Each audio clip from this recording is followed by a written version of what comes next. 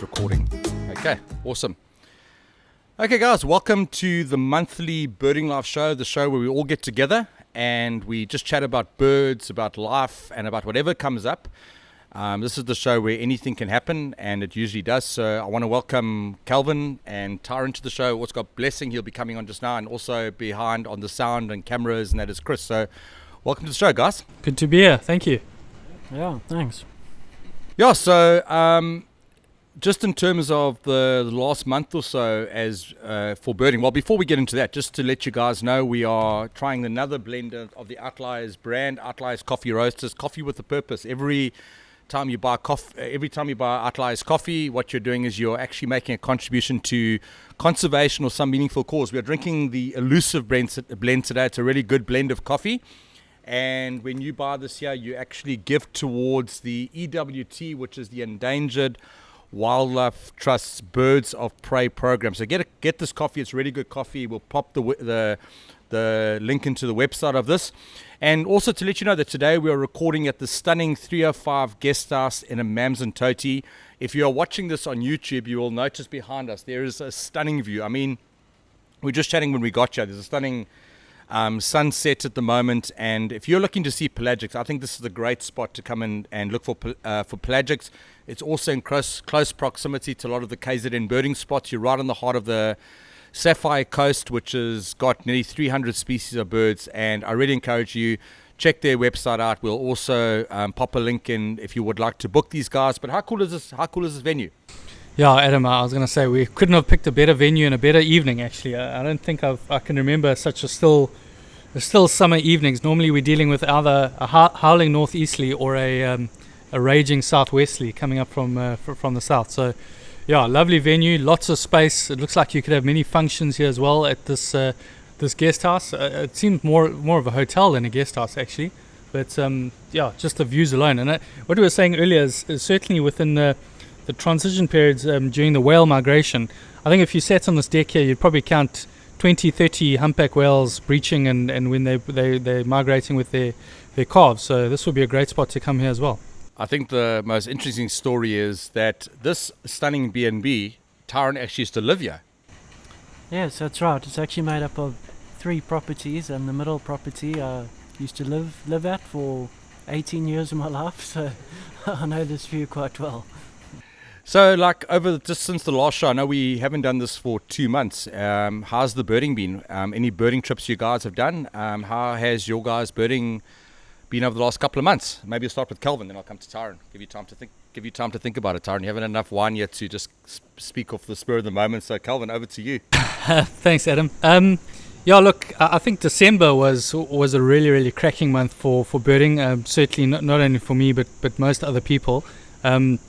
We seemed to be quite relaxed in inverted commas in our lockdown, so there weren't as many restrictions as it seems like there are at the moment under level 3 lockdown. But yeah, birding in December was great. January's slowed down quite significant for me. I've actually started full-time work again.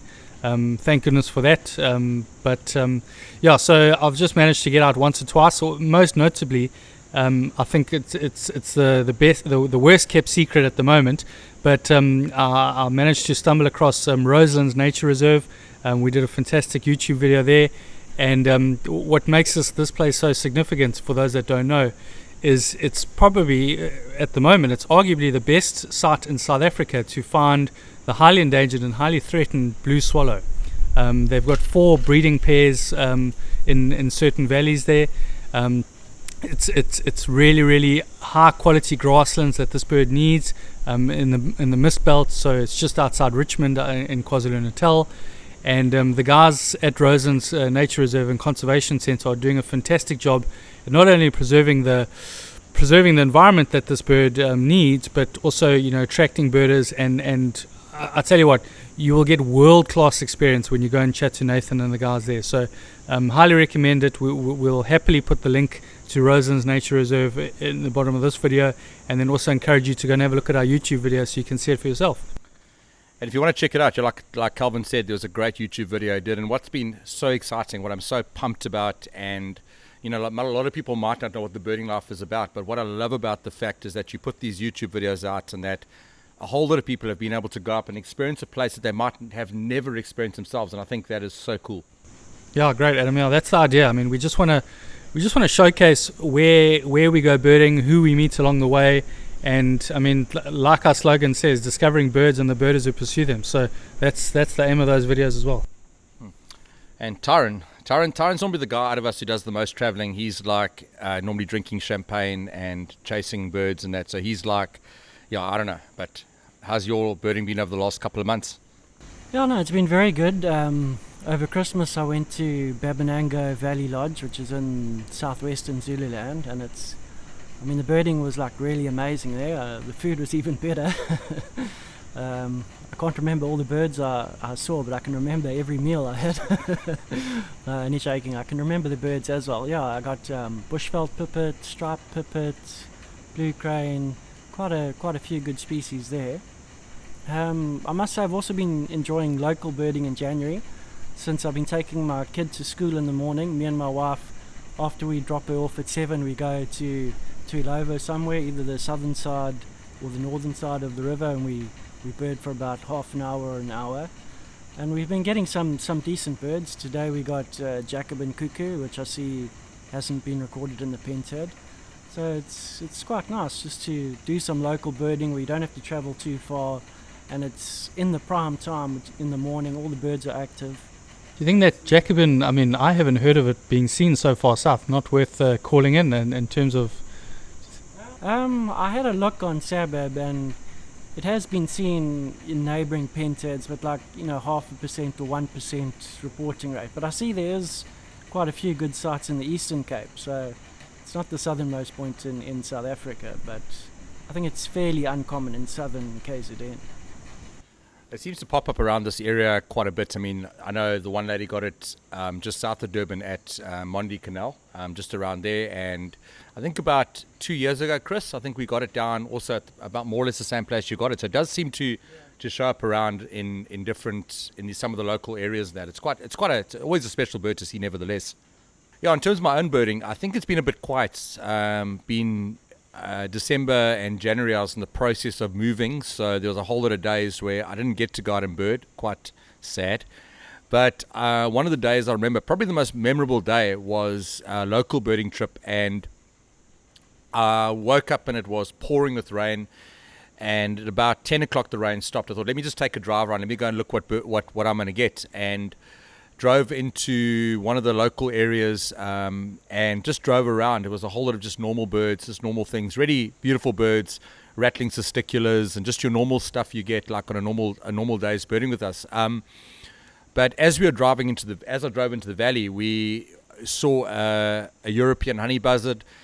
Drove down into the valley, and we got which are showing up quite a bit at the moment. Quite surprised, European rollers. They're showing up all over at the moment, and on the way out again, got a second European honey buzzard. So, it was a really great day, and it was just literally within 10-15 kilometers where I stay. And I mean, just more and more as I speak to birders, I think a lot of we often I think we enjoy. It's always great to travel to new spots, but I don't know, there's something exciting, and Tyron spoke about this a while ago, about actually discovering something in your local patch, going to a local pentad and just going where you go all the time, and just finding something awesome. I mean, myself and Tyron, we went, I think last week, we went around, and the birding was terrible. We went to all our spots, and we went down to Bayhead eventually, and we got a garden warbler there, which is a really cool bird to get down there. And it just shows, just get out and bird, whether it's local, whether it's traveling. You never know what you're going to see.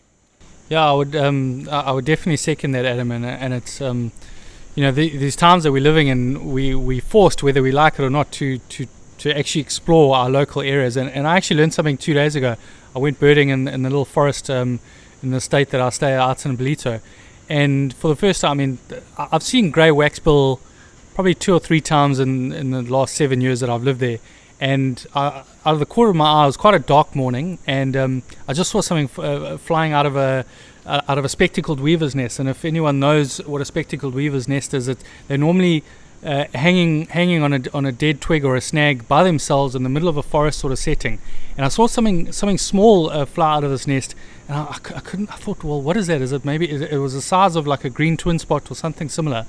Anyway, I hung around the area a little bit longer, and out popped this grey waxbill. And the first thing I thought to myself, well, what is a grey waxbill doing in this nest? And then I flicked onto the Roberts 2 bird app, and I was just trying to read and familiarize myself with the nesting habits of grey waxbill, and they parasitize. I don't know if that's the right word, but they sort of steal spectacled weavers' nests amongst others, and they line it with their own feathers and their own down. And I mean that was something that was no more than a kilometre from a house.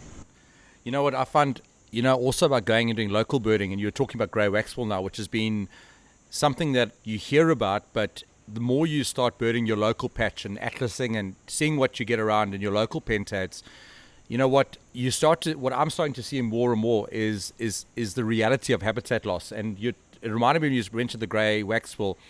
There's a little spot we go down to the valley. I can't remember what the area's name is. Blessing will know. When you go down past the dump and you go down to the area, what is that area called there? In Kwadi. If I'm saying it wrong, forgive me.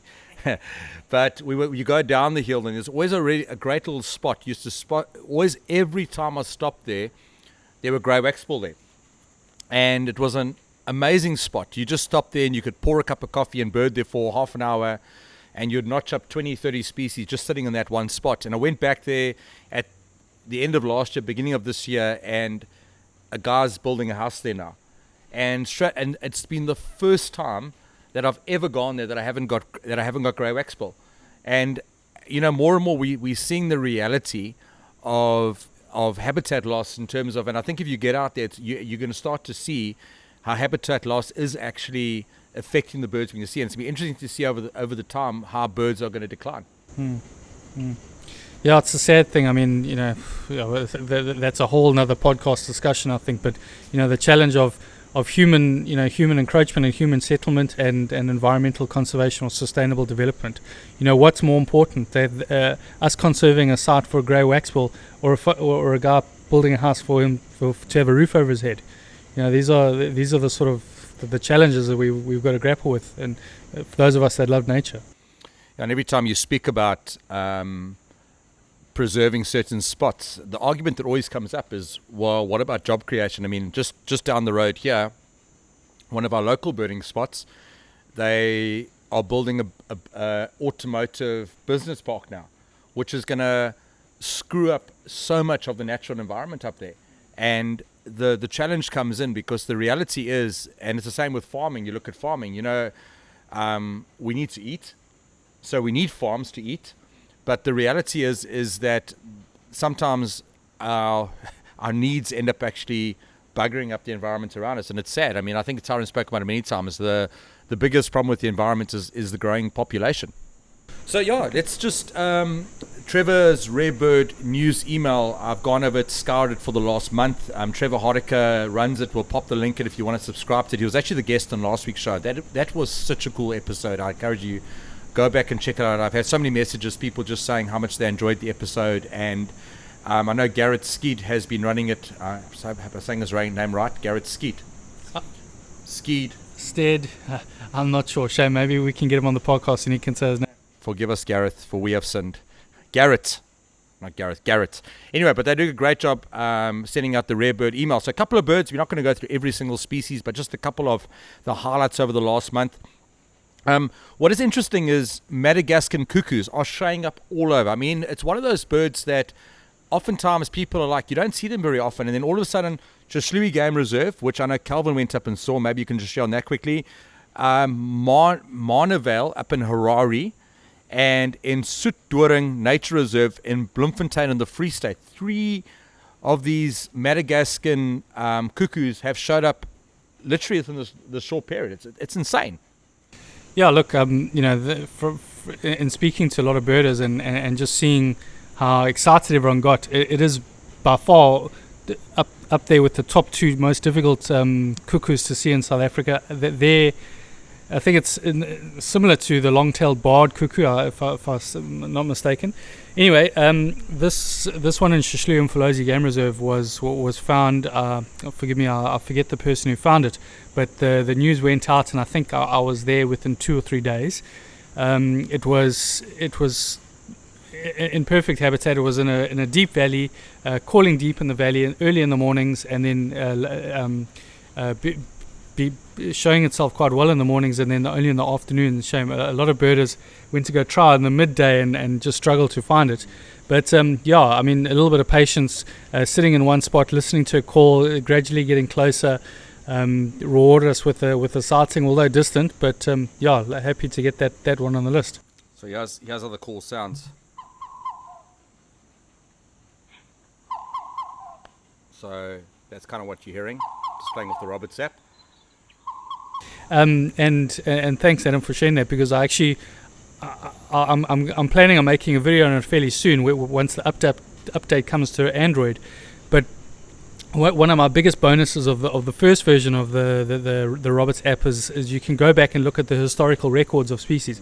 And if you look at this Madagascan cuckoo in particular, you can see it was quite a regular visit to Phinda Game Reserve in and around. I can't recall how many sightings was there, but that was by far the majority in KZN. So it's in the right area. You know, it was unmistakable on the call. But it's quite a plain species, and do you not think it's also a species that is possibly? I mean, we're talking about them showing up all over. Do you not think it's possibly also an overlooked species at times? Well, yeah, I mean, you know, cuckoos are difficult at the best of times, especially if they're not calling. And this bird in particular, you know, if for anyone that's ever tried to look for the cuckoos in Kruger and the rest of it, you try and lay eyes on it, and it's almost as though they know that you try and look at them, because as you look at it, it flies. And they sweep through. I don't know if it's just the environmental conditions or the rains we've had at this time of the year, while there's been some, I mean, I suppose you could say in inverted commas, a bit of an eruption of these Madagascan cuckoos. But yeah, I'm sure it's an overlooked species, especially if it's not calling. And then in terms of another bird that's also been a big influx, which Tyron can just share a little bit of story how he saw one, was the bronze-wing Corsa. I know you got one early this year and got to see that along with another really cool species. So tell us about that. Yeah, so I went birding.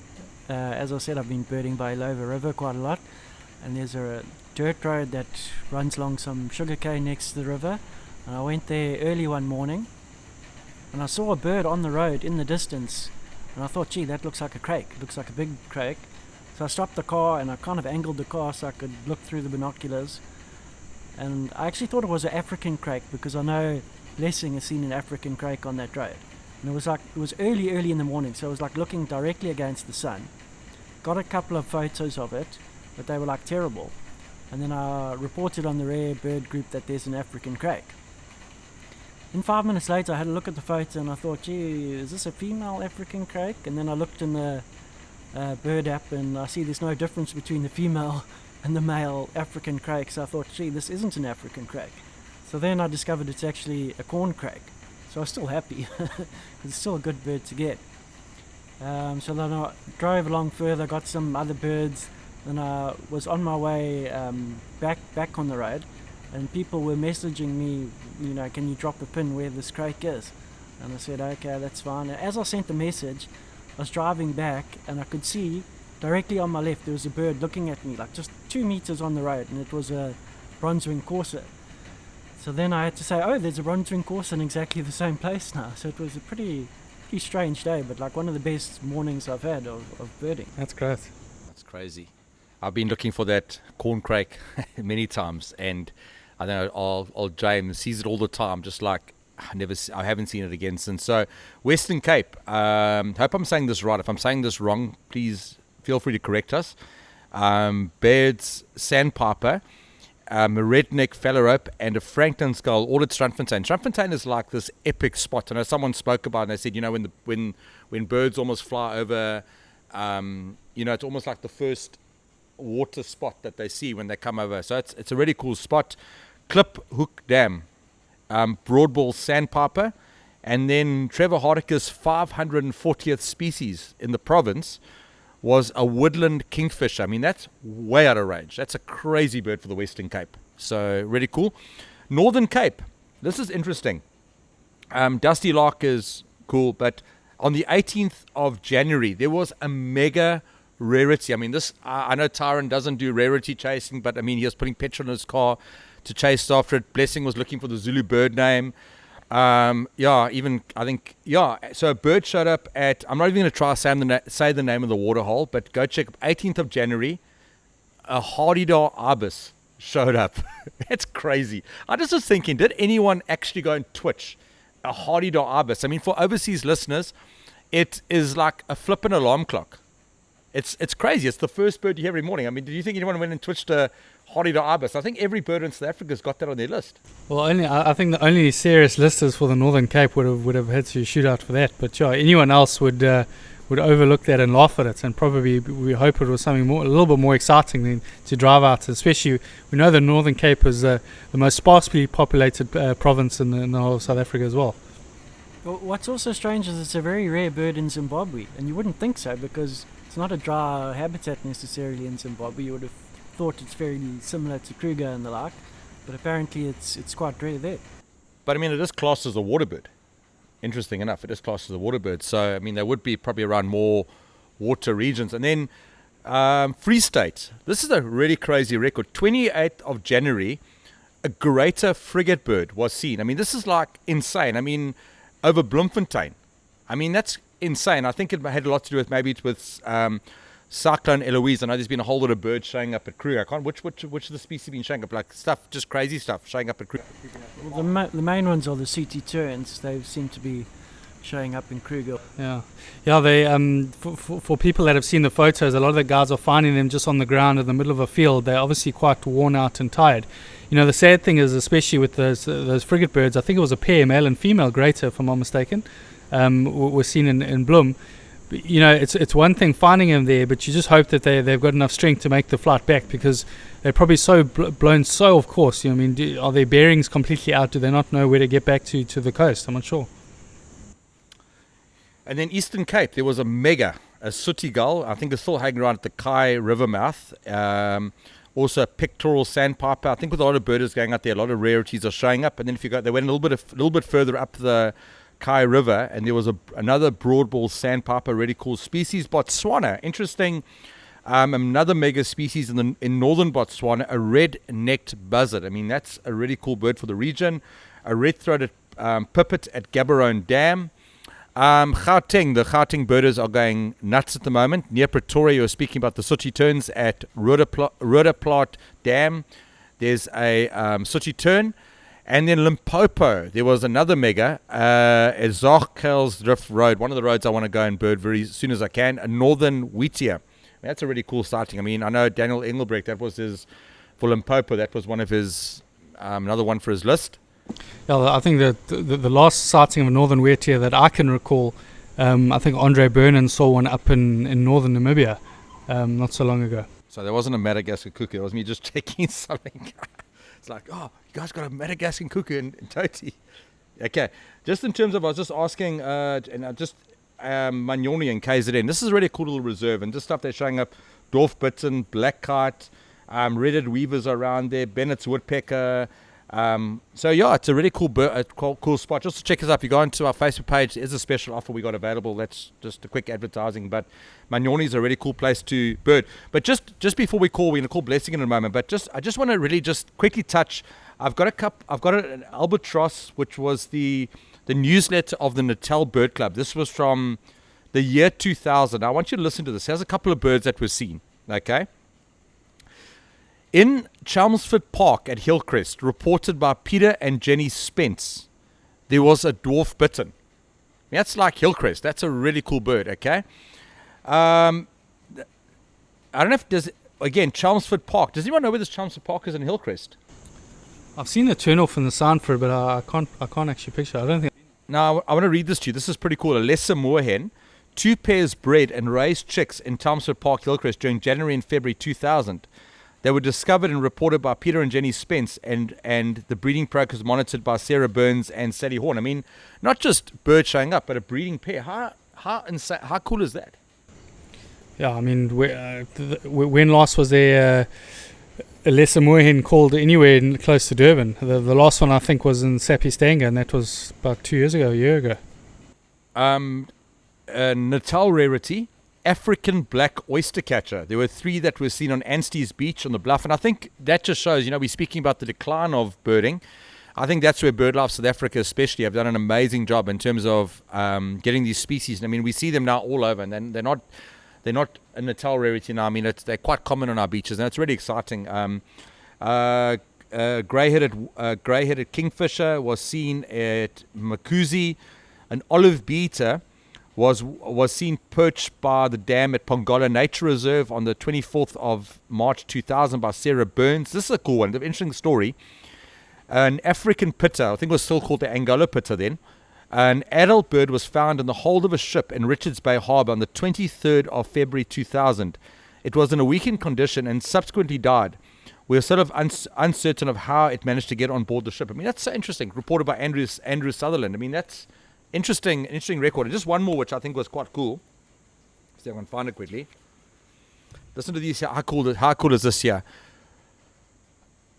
In December 1992, this is an older albatross, a crab plover, an immature bird, was found by Ian Sinclair at the Mgeni estuary.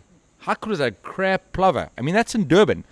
A black-naped and roseate tern, seen by Ian Sinclair while birding, again, probably on the same kind of day. And then a black kite was seen at Mshlanga sewage works. I mean, it's just a really cool going back and looking at the birds that have been seen in our province. It's really cool just looking at the records going back.